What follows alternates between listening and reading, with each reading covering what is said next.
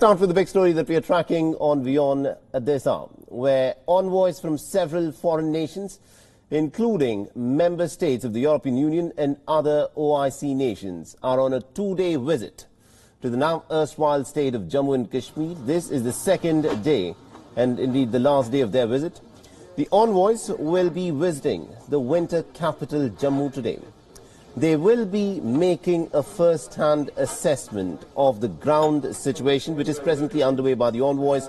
Now, this is in view of the efforts that are being made by the central government in India in restoring normalcy in the now erstwhile state by strengthening democratically elected local bodies. Remember, local bodies existed even before the revocation of Article 370, but now they are being strengthened.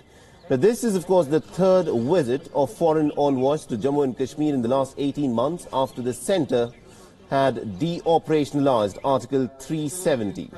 It had also bifurcated the erstwhile state into two union territories by carving out Ladakh.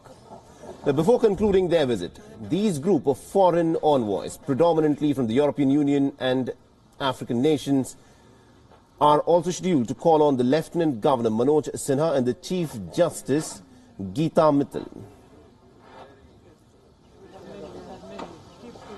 All right, to give us more perspective in terms of what's actually unfolding as a part of this visit by the foreign envoys in Jammu and Kashmir, we are joined in by our correspondent Ishan Wari, who's joining us live from Srinagar. Good morning to you, Ishan. Bring us up to speed with what progress has been made with this visit of the foreign envoys in Jammu and Kashmir. Good morning, Saleh. As you know, that yesterday these envoys not only met those people who have been recently elected in the third-tier Panchayati Raj system, which was for the first time these elections were conducted even before the Article 370.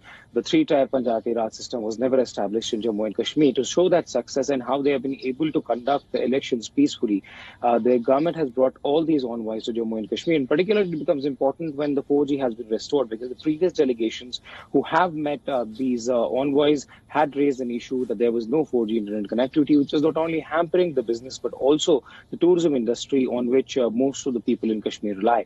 Now, at the same time, now since the 4G has been restored, the government has brought these envoys to Kashmir Valley. They will not only visit Kashmir, but today they'll be going to Jammu. But before heading to Jammu, they will be given a briefing at the core command here, where the police and army will be jointly giving them briefing. We are told by our sources that police will be briefing them about the steps taken by the police in terms of trying to handle the COVID-19 situation and imposing a lockdown which not only saved several lives, but also helped bring down the cases of infection in Kashmir Valley. So after that, they'll be flying to Jammu, where they'll be meeting first the Chief Justice of J&K High Court, and then they will be heading to meet the J&K governor, who is hosting them over a lunch. And after that, they'll be meeting several delegations and then heading back to the New Delhi, where they are stationed. Interestingly, several the government sources say that several of these people who met these delegations raised that there could be a boost to tourism if the people from their particular countries come and visit Jammu and Kashmir. It has a huge tourism potential. At the same time, they were also shown the kind of art, craft, and also the horticulture and agriculture product that Kashmir has and how rich it is in terms of these things.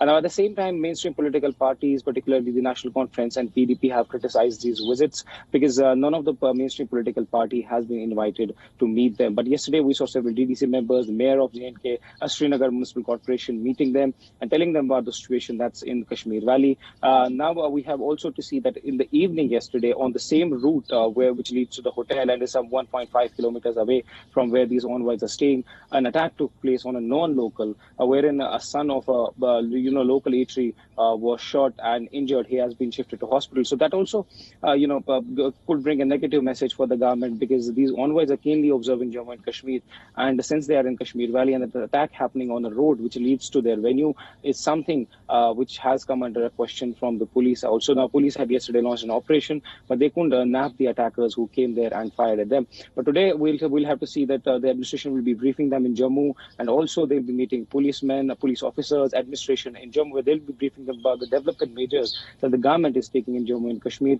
post the abrogation of Article 370. Back to you. All right. Thank you very much indeed, Ishan Wari, for joining us and getting us all those updates in terms of what is happening with the visit of the foreign envoys in Jammu and Kashmir, India. Remember, has always stated that the issue and what is unfolding in Jammu and Kashmir is strictly a domestic matter which pertains only to India. And now this visit is only for these foreign envoys to come and make a first-hand assessment that everything is indeed very normal in Jammu and Kashmir.